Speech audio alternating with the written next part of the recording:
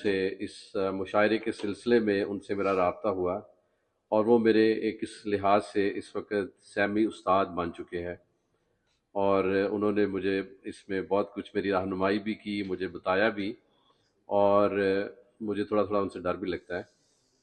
تو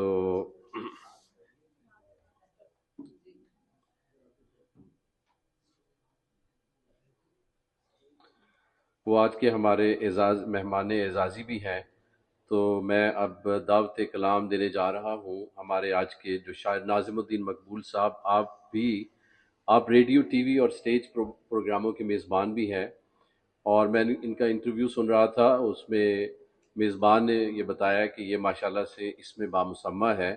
ناظم الدین ان کا نام تھا، مقبول ان کے کسی استاد یا گھر میں آنے والے کسی صاحب جو ہیں انہوں نے ان کو یہ تخلص دیا اور یہ کہا کہ آپ کا نام مقبول جو ہے وہ آپ کے نام پہ بھاری ہو جائے گا، تو وہ مقبول جو ہے وہ ناظم الدین سے زیادہ مقبول ہو گیا ہے۔ تو آپ پچھلے 30 سال سے کینیڈا میں ادبی خدمات سر انجام دے رہے ہیں۔ آپ کی پیدائش اگرچہ حیدرآباد دکن میں ہوئی لیکن بچپن کراچی میں گزرا، اور آپ کا ایک سفر نامہ بھی پبلش ہوا غالب کے دیس میں، جو کہ آپ نے اردو کانفرنس دلی اٹینڈ کرنے کے لیے جب انڈیا گئے تو وہاں پہ اس کے بارے میں یہ ان کا سفر نامہ ہے۔ تو میں بڑے شوق سے اور آپ کے بھرپور استقبال میں دعوت کلام دینے جا رہا ہوں ناظم الدین مقبول صاحب۔ آپ کی اجازت سے نظیم صاحب، پہلے تو یہ مجلس شعر و ادب کا میں مشکور ہوں کہ انہوں نے مجھے اپنے مشاعرے میں مدعو کیا، اور بشارت ریحان صاحب کی محبت ہے وہ مجھے لے کے آئے یہاں پہ، اور شعیب صاحب کا بھی محبت ہے۔ میں سمجھ رہا تھا کہ یہ مشاعرہ اس سال کا سب سے طویل مشاعرہ ہونے جا رہا ہے، کیونکہ یہ 2024 میں شروع ہوگا، شاید 25 میں داخل ہو جائے گا، لیکن ایسا نہیں ہوا۔ تو آپ گھروں پہ جا کے بھی نئے سال کی خوشیاں منا سکتے ہیں۔ آؤ کہ ہم رہیں سب باہم برادرانہ، نہ ہم کشیدہ خاطر نہ کوئی شاخسانہ، چھٹ جائے سب دلوں سے اب یہ غبار خاطر، ایک دوسرے کے غم میں ہو سب کا دل دیوانہ۔ اور ایک شعر نئے سال کے تعلق سے، نہ رنج و غم کا لمحہ کسی کے پاس آئے، خدا کرے کہ نیا سال سب کو راس آئے۔ اور چند متفرق اشعار سے شروع کرتا ہوں میں۔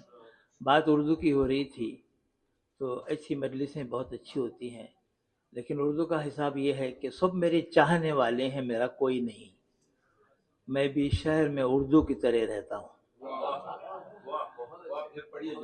سب میرے چاہنے والے ہیں، میرا کوئی نہیں، میں بھی شہر میں اردو کی طرح رہتا ہوں۔ ایسی مجلسیں بہت اچھی ہوتی ہیں، لیکن آپ غور کیجیے گا کہ ان مجلسوں میں ہمارے ینگ بچوں کی کمی دکھتی ہے مجھے۔ یہی جذبہ تھا، شاید میں نے 15 سال پہلے اردو اسکول شروع کیا، مجھے کہتے ہوئے بہت خوشی ہوتی ہے کہ میں نے 16 سال کے عرصے میں 650 طلباء و طالبات کو اردو پڑھائی ہے، لکھائی ہے، سکھائی ہے۔ بلکہ اس مجلس میں ہمارے دوست سکندر ابوالخیر صاحب بھی تشریف رکھتے ہیں، ان کے دونوں بچے میرے پاس اردو پڑھ چکے ہیں۔ تو میری آپ سے گزارش یہ ہے کہ کوشش کیجیے کہ اپنے گھر میں بچوں سے اپنی زبان میں بات کریں، خواہ وہ اردو ہو یا پنجابی ہو۔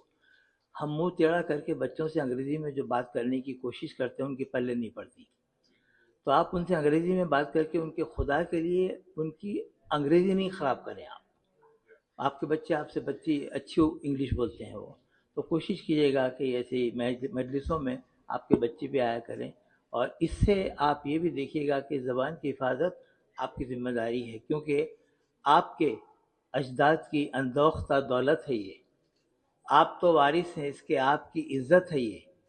مٹ گئی اردو زبان، نام آپ کا مٹ جائے گا، پھر نہ لے گا نام کوئی آپ کے اجداد کا۔ یہ بچے جو یہاں پہ پڑھ رہے ہیں ان کے لیے ایک کیا کہہ رہے تھے، کوئی نمکین غزل کی بات کر رہے تھے، کون کر رہا تھا وہ؟ شعیب صاحب۔ تو آپ ہی کے لیے شعیب صاحب، ملوں گا خواب میں اس سے یہی طے کر کے سوتا ہوں، ملن کا وقت جو آئے وہ اس طرح کھوتا ہوں، میری معشوق امریکن ہے، اردو سے ہے نا واقف، وہ جب انگلش میں ہنستی ہے تو میں اردو میں روتا ہوں۔ یہ صرف دیکھیے ایسے اشعار کی بڑی وہ ہوتی ہے صاحب، مکرر۔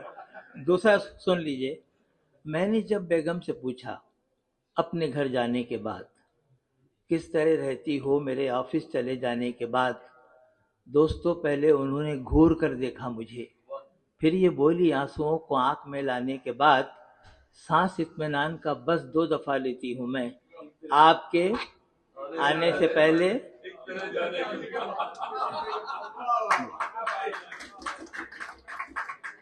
یہ بس ادا ہے تفنن تھا یہ. اور مجھے خوشی ہے کہ آج بہت بہترین شاعری سننے کو ملی ہے، بہت اچھے اشعار ہم نے سنے ہیں. تو کوشش کیجیے گا کہ یہ روایتیں آپ جاری و ساری رکھیں. چند متفرق میرے اشعار سن لیجیے، اس کے بعد 1-2 غزلیں خاص طور پہ میں، کیونکہ یہ سامعین میرے لیے نئے ہیں تو لہٰذا میں یہ دیکھیے گا آپ، زباں کا زخم لہو بن کے دل سے رستا ہے کہ جنگلوں کا درندہ شہر میں بستا ہے. ہمارے اہل شہر سانپ سے نہیں ڈرتے کہ آدمی ہی یہاں آدمی کو ڈستا ہے. یہ دیکھیے گا کہ اکثر لوگوں کی گفتگو سے آپ کو تکلیف ہوتی ہے. ان پہ میں نے لکھا تھا، یہ بے ادب سی جو گفتگو ہے اسے نہ بولیں تو ٹھیک ہوگا، حضور بولیں ضرور بولیں جو پہلے تولیں تو ٹھیک ہوگا. اور یہ بے ادب سی جو گفتگو ہے اسے نہ بولیں تو ٹھیک ہوگا، حضور بولیں ضرور بولیں جو پہلے تولیں تو ٹھیک ہوگا.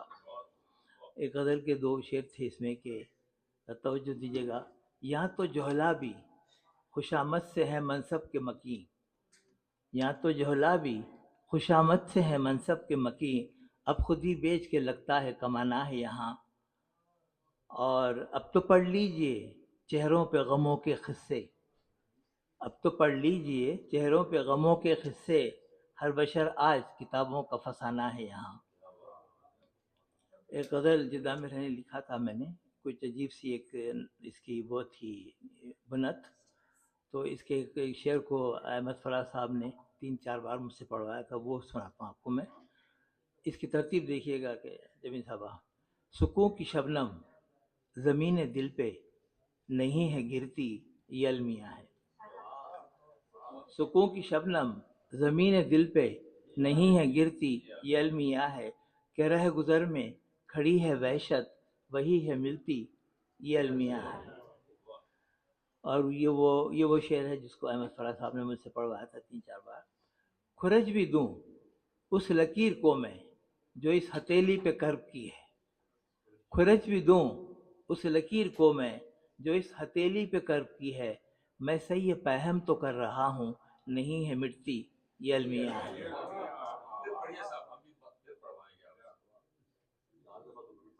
کھرج بھی دوں اس لکیر کو میں جو اس ہتھیلی پہ کرب کی ہے، میں سے یہ پہم تو کر رہا ہوں نہیں ہے مٹتی یہ المیاں ہے. اور یہ شعر دیکھیے گا، میں غم کا کوہ گراں اٹھائے طویل مدت سے گامزن ہوں، میں غم کا کوہ گراں اٹھائے طویل مدت سے گامزن ہوں، وہ ایک گھڑی کے سکون سے بیٹھوں نہیں ہے ملتی یہ المیاں ہے. اور ایک غزل کے 2-3 شعر دیکھیے گا کہ ہو سنگلاخ زمینیں، جو لوگ ایگوئسٹ ہوتے ہیں، ایگو کے مارے ہوتے ہیں، ان پہ ہے یہ.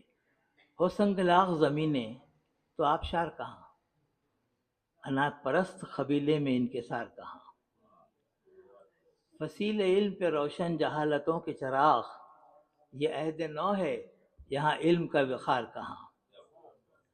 ایک نئی طریقے سے غزل لکھنے کی کوشش کی تھی، اس کے 2 شعر دیکھیے گا. ٹوٹے ہوئے خوابوں کو، حمیدی صاحب، ٹوٹے ہوئے خوابوں کو بستر میں رکھ رہے ہیں، ٹوٹے ہوئے خوابوں کو بستر میں رکھ رہے ہیں، ہم نیند کو سلا کر چادر میں رکھ رہے ہیں، سلا کر چادر میں رکھ. نقلی سا ایک تبسم لوگوں کے واسطے ہے، نقلی سا ایک تبسم لوگوں کے واسطے ہے، فائل نے اپنے غم کی دفتر میں رکھ رہے ہیں. اچھا، اور ایک غزل کے 1-2 شعر دیکھیے گا کہ سازشوں کے نت نئے پہلو نظر آنے لگے دوستوں کی محفلوں میں جب سے ہم جانے لگے. سازشوں کے نت نئے پہلو نظر آنے لگے، دوستوں کی محفلوں میں جب سے ہم جانے لگے، ہم تو دھوکہ کھا گئے ساحل کی ٹھنڈی ریت سے، 2 قدم آگے بڑھے تو پاؤں پھر جلنے لگے۔ وہ بات ہجرت کی ہو رہی تھی، تو اس پہ ایک غزل لکھے گا۔ یہ غزل میرے دل کے بڑے قریب ہے، یہ سب آپ کا بھی المیہ ہے۔ میرے تشخص آئیڈینٹی، میرے تشخص کے سب حوالے ان ہجرتوں کی نظر ہوئے ہیں، میرے تشخص کے سب حوالے ان ہجرتوں میں بکھر گئے ہیں، روایتوں کے نشان سارے خبر نہیں ہے کدھر گئے ہیں۔ We lost our identity۔ بڑے تواتر سے المیوں کا عذاب گزرا ہے جسم جاں پر، خالد بھائی، بڑے تواتر سے المیوں کا عذاب گزرا ہے جسم جاں پر، یوں ہم بظاہر تو ذی نفس ہے مگر حقیقت کے مر گئے ہیں۔ اور یہ دیکھیے گا کہ خطا نہیں ہے نہ جرم کوئی تو پھر ستم کا جواز کیا ہے، خطا نہیں ہے نہ جرم کوئی تو پھر ستم کا جواز کیا ہے، یہ دل کا شیشہ ہے ریزہ ریزہ، یہ کون سے ہم نگر گئے ہیں۔ اور یہ دیکھیے گا کہ جو گاؤں میں تھے محبتیں تھیں، یگانے گز سے تھے دل مزین، کہ بھول بیٹھے ہیں پاسداری کہ جس گھڑی سے شہر گئے ہیں۔ اور کسے بناتے ہم اپنا منصف، آپ لوگ اتنی شرافت سے سن رہے ہیں، جو ادب لکھا ہوا ہے لگتا ہے کہ ادب کے مارے ہیں آپ لوگ۔ مشاعرہ ہے، اس میں واہ اور ہا دونوں ہوتی ہے۔ ایسا نہیں، آ بکا نہیں، اتنا بہترین لذیذ کھانا ملا ہے آپ کو، اتنا بہترین انتظام ہوا ہے، تو کچھ تو حق ادا کیجیے پلیز۔ جی، کسے بناتے ہم اپنا منصف، کہاں سے لاتے صفائی اپنی، جہاں کے الزام جتنے سارے وہی تو اپنے سر گئے ہیں۔ اور اس شعر پہ ذرا توجہ دیجیے گا۔ ثقافتوں کے وہ خواب زریں، نظر کا سرما رہے جو برسوں، شعر صاحب، ثقافتوں کے وہ خواب زریں، نظر کا سرما رہے جو برسوں، گرفتہ کر کے یہ شکل ہے، گرفتہ کر کے یہ چشم حیراں، بشکل آنسو وہ گر گئے ہیں۔ ثقافتوں کے وہ خواب زریں، نظر کا سرما رہے جو برسوں، گرفتہ کر کے یہ چشم حیراں، بشکل آنسو وہ گر گئے ہیں۔ اور یہ اس شعر پہ میرا گارنٹی ہے آپ لوگ چیخیں ماریں گے۔ چمکتی آنکھیں، مہکتی زلفیں، دمکتا چہرہ سجیلی چتون، مجھے معلوم تھا۔ چمکتی آنکھیں، مہکتی زلفیں، دمکتا چہرہ سجیلی چتون، کوئی تو گزرا ہے ان کو لے کر جو راستے یوں نکھر گئے ہیں۔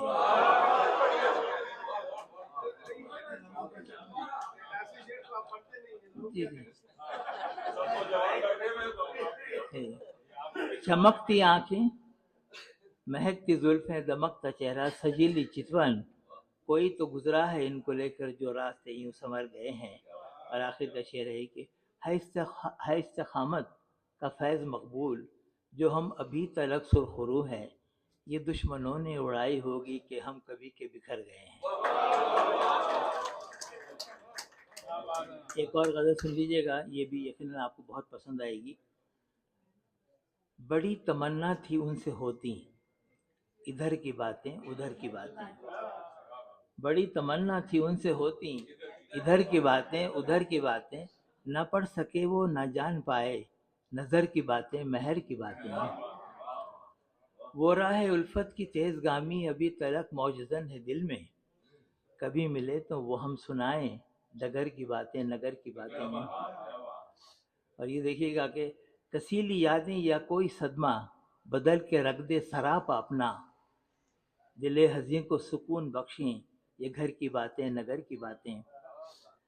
یہ دیکھیے گا کہ اکثر لوگ بے تکے طریقے سے بولتے ہیں، آپ کے دل کو تکلیف ہوتی ہے، اس پہ ہے یہ کہ زبان سے لفظوں کی سنگ باری، یہ دل کے گل کا تمام ہونا، اے کاش وہ بھی پڑے تو ہوتے ہجر کی باتیں شجر کی باتیں۔ اور یہ دیکھیے گا خالد بھائی، تمہاری آنکھوں کا یہ تکلم، آپ کی آنکھوں کے دعائیں کون کرے گا؟ تمہاری آنکھوں کا یہ تکلم بڑا ہے واضح، خیال رکھنا تمہاری آنکھوں کا یہ تکلم بڑا ہے واضح، خیال رکھنا نازیب دیتی ہیں ان لبوں کو اگر کی باتیں مگر کی باتیں.